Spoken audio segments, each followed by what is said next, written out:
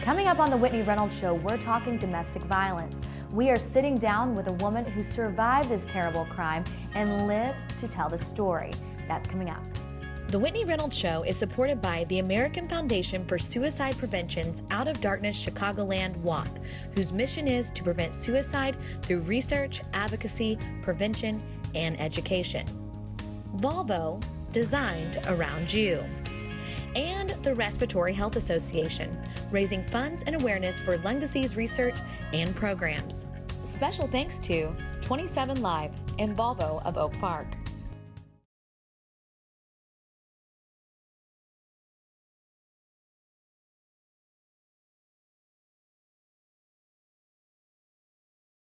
Domestic violence happens to both men and women, and it can be deadly. Today, we are sitting down with survivors who walk us through their once tragedies in hopes to help people better understand how important this topic is.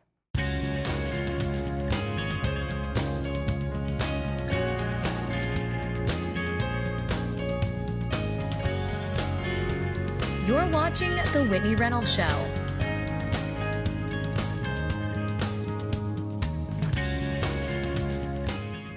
Carly Butler had a near-death attack back in 2006. She was drenched with acid and left to die a painful death. This one, her second attack, left her in intensive care fighting for her life. After over a dozen surgeries and years of recovery, both physical and mental, she joins us now to explain the different forms of domestic violence. Welcome to the show, Carly. Hi, thanks for having me. Well, your story, I'm sure some of our viewers are like, whoa, did I just hear what I heard? And part of the reason you're here today is because you want to talk about the different forms that domestic violence comes in. Yes. It's not always standard. It's not always what we are used to seeing all the time. So take us back to the day of the acid attack. Is that what you call it? It was an acid attack. I was actually attacked twice, once on March 15th and a second time on May 25th.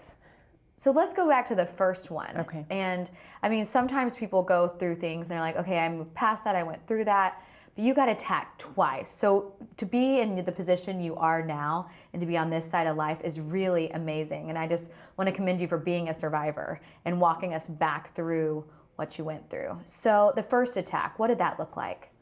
Well, it was a regular work day. I was getting ready to leave to go to work that morning. So I left my condo building and went down to the parking garage. And I was actually humming a tune while I was walking in my car, and I noticed that there was a group of guys sitting in a car not too far away from mine. But I knew that there was trouble or something wrong when I became the center of their attention. So I kind of stopped, and then they got out of their cars, and the biggest guy ran up and he just punched me in the face. So from that moment on, I was pretty much fighting for my life. What, do you know what caused that? I've been told that it's because of the guy that I was dating at the time. He was involved in some things in the streets, and instead of those people retaliating against him, they retaliated against me. Wow. So they put you in the back of a car and you ended up jumping out of the trunk? They actually stuffed me into the trunk of my own car. Okay. And the first time they put me in there, I still had my phone, so I was thinking, oh, I can call 911. But I was panicking and I popped the trunk open, and when they saw I was going to jump out, you know, the guy came and he hit me again and he stuffed me back in there. So then I knew I had to figure out another way to get out. So I actually found a tire iron and I was holding it in one hand while I was kind of leaning over on the right hand side of the trunk. I popped it, but I was trying to hold it as close as I could, and I could kind of see out to the outside. Now the other guys had pulled their car behind mine, and they were trying to tell the driver of my car that I was trying to escape, but he turned the music up so loud that he couldn't hear. Wow. So I just every time I went right and leaned to the right, I counted the revolutions down the ramp, and I knew it would take 4. So I just counted 1, 2, wow, 3. And then once I got to the 4th, I saw the light. It meant that the garage door had opened, and I jumped out the trunk of the car. And when I looked up, the bumper of the other car was actually above my forehead. So I was fortunate that they didn't run me over, but I was so panicked that I just jumped up and just ran to safety. Right. Your immediate survivor skill kicked in. It just kicked in. And you were able to escape. Yeah. After that moment, were you kind of damaged in the sense of like, okay, people are bad things can happen, like I gotta stay alert? Or did you think, okay, I went through that, okay, let's I was totally paranoid. Okay. I mean, I was like, who would want to get me? Who would be out to hurt me like this? Right. You know, I couldn't live normally after that. I was always looking over my shoulder. But after living like a scared hermit for a long time, you realize that that's not really living. Right. So walk us back now to the second attack, because the second one is, if people have heard your story prior to today, is what they might know from the news, made all sorts of headlines. And really, it's a miracle that you made it through that, because an acid attack is something very, very, very serious. Right. So what happened on that one? So actually, the first time I sustained almost no injuries. I had a contusion on my hip. I was more frazzled than anything. Now, this second attack, I was visiting a cousin up in the north suburbs. I just happened to go visit her. And as I was leaving is when two women approached me and held me at gunpoint and assaulted me with acid. So it was the second time that I sustained my injuries. I ended up getting burned 30% of my body, 3rd degree full thickness, and it was pretty scary. Why did these two women attack you? So I can only assume that because I escaped the first time pretty much unscathed, they came back to make sure that I was gonna get the message or whatever it was, and that they were gonna do what they were supposed to do. Wow, and so they followed you out to the suburbs. So they'd been following me all day, according to the police, and I'd never noticed. And then it was strange, as I was leaving my cousin's house, it was a residential neighborhood, and one of the women said, "Hey, can you give my sister directions to Dempster?" Now, it's a pretty well-known street in the town, so I knew something was wrong. Like, if you're in a residential neighborhood, 10 o'clock at night, and you don't know where this road is, this is weird. Yeah. So I immediately took off running to my car, and I got in the car. I was thinking that maybe I could start the car to drive off, but I was also trying to close the door because one of the women had a gun. So she put the gun in the car door while I'm trying to slam it, and eventually she got it in. She said, "Do it again and I'll shoot you." Oh. So I put my hands up and I was like, "Oh my God, take my purse, take my keys, whatever." And when I was doing that is when I felt the splash. So you can actually see where my hands were in surrender position. And that's where they splashed you. And I wiped my eyes. You can see the scarring. And then there was another splash on my stomach, and it was that one where I kicked the door open, and whatever clothes weren't literally melting onto me, I was ripping them off.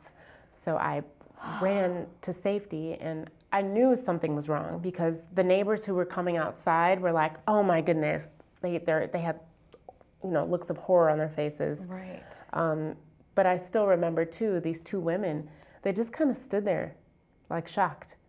Yeah. So I don't know if it was... Well, and in case our viewers don't know, because whenever I was doing research on this show, you don't always hear of acid attacks. Acid literally burns everything it comes in contact with. Yes. So you were showing us your arms, that was because they threw acid right there. Threw it on me and it literally burned my skin off. After they threw it on you, did they leave you there just to die? Pretty much. I mean, they stood there and watched, and it was scary because I don't know if they were just that sadistic that they wanted to watch me, be hurt, or they were shocked at the power of what they'd just done. So I was trying to get as far away from them as I could, and I'll just never forget the look on their faces, though. How did you end up getting to safety from that day? I ended up, banging on my cousin's door. I was screaming, "Somebody help me." And she let me in and immediately put me in a cold shower because my skin started Did the doctor say that was the right thing to do? Well, it wasn't the best thing to do, but it still helped. It's the logical thing to do, right? Because you don't know what the heck is going on in that moment. Who would know that you're supposed to put powder or... No, I would not know that. Yeah. So you end up going to the hospital. You undergo how many surgeries? So about over a dozen, about 15. 15. And then you mentally, how do you get past something like that? Oh my gosh, I was mentally I was destroyed. I literally went to sleep one person and woke up someone completely different. And I think the loss of my identity was the hardest for me to deal with, aside from, questioning what happened to me, and just figuring out what my life was going to be like after that. What is your life like? What is my life like now? Mm-hmm. Now I'm in a very good space. Fortunately, I received mental health services, lots of support from my family. Mm-hmm. I've been able to tell my story on my own terms, and that's been really therapeutic for me. Are you with that guy anymore, the one that brought all that trouble? Absolutely not. Okay. Absolutely okay. not. So the crazy thing is, he never accepted responsibility for what happened to me. And even when we'd have discussions about it, he'd always deflect. So our relationship quickly dissolved after that. And he was actually murdered in 2011. Man.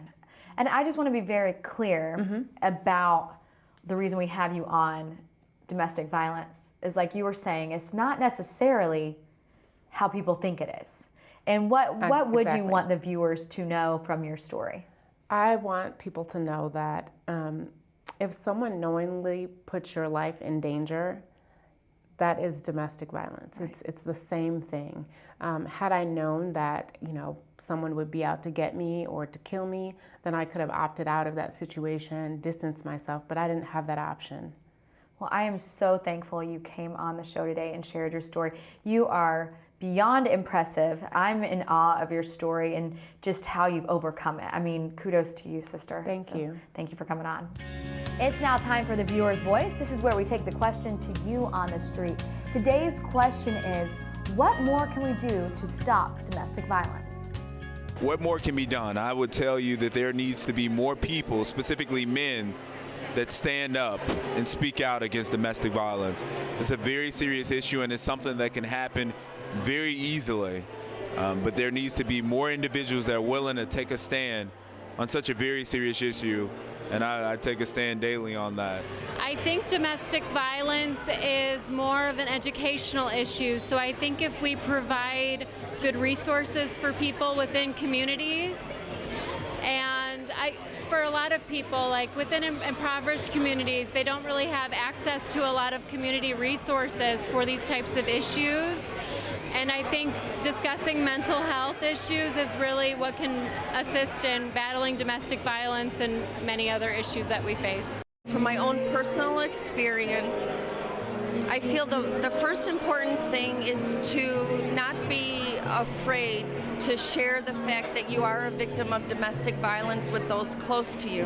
I was under the impression that a victim of domestic violence possibly looked a certain way based on what we've seen in the movies, but that's not the case. And actually, now that I've come to terms with the fact that I was a victim of domestic violence and I've shared my story with people close to me, that I've also learned that other people that I know have been victims also, and that makes you feel like you're not alone. A lot of the offenders don't get the proper punishment.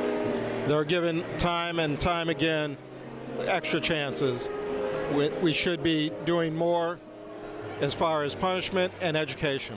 When I think of domestic violence, I like to relate things to a personal aspect, and being a student on a college campus, I definitely notice in relationships, everyone's not as aware as they should be. People think that things are okay because they don't know when something is wrong. So I think we can raise awareness and help stop domestic violence simply by educating the public about it. Next up, we have Ann Pizzillo. She has worked firsthand with domestic violence victims and now oversees a 25-member team of therapists who provide services for victims of domestic violence and more. Welcome to the show, Ann. Thank you so much. So you have worked with domestic violence. Correct. First of all, I want to explain to the viewers, what is domestic violence? Sure. So I think a lot of people have misconceptions about domestic violence as mostly being physical abuse between two partners. Certainly that can take place in a lot of intimate partner relationships, but it also involves economic abuse, sexual abuse, isolation, a lot of minimizing and denying of the abuse. Children can also be used as a form of abusive tactics. So again, it's far more complex than what people might think would be just bruises and things like that. Absolutely. So it goes, like you were even saying, economic abuse. That's the first time I've heard that. How do people know if they're falling in these categories of domestic violence? I think if there is a feeling of one's life not being in their own control, if there is a level of attention that's paid toward an individual's, ongoing coming and going, if the person doesn't feel safe, I think those are going to be some really strong warning signs. What is like the first action step if someone does relate to what you're saying right now? What is like the good thing to do? Is it call the police, or is it just tell someone? I think it would be to tell someone. My recommendation would be that they reach out to a counseling program or a domestic violence hotline that can offer them some support. There's a lot of safety planning that goes into a woman's decision to leave an abusive relationship. There are a lot of things that she needs to keep in mind about how to do that safely. It's an incredibly difficult process, and a woman will leave and come back to an abusive relationship on average 7 times before she's able to successfully leave. So it's really important that that's a process that's not done in isolation, and that she has support from social service agencies, from family, from friends who can really help her through that process. And we're saying she and her and that a lot, but it actually can happen to both men too. Absolutely, it does. It does happen to men. It happens in gay relationships. It happens in lesbian relationships. The majority of survivors of domestic violence are women, and the majority of perpetrators are men. But you're absolutely right. It can definitely happen to men. Because it can happen across the board. Absolutely. Going back to what you said, it happens an average of 7 times, which doesn't shock me, but the reality of it, you would say like, okay, I'd want to get out, but it's so hard because you're in the midst of it. And there might be family pressures, there might be cultural or religious norms that a woman is experiencing as reasons for why she's staying. She may fear for her own safety. If she has children, she may think that staying in an abusive relationship is going to be better for the children, to keep the kids together versus taking them away from their father.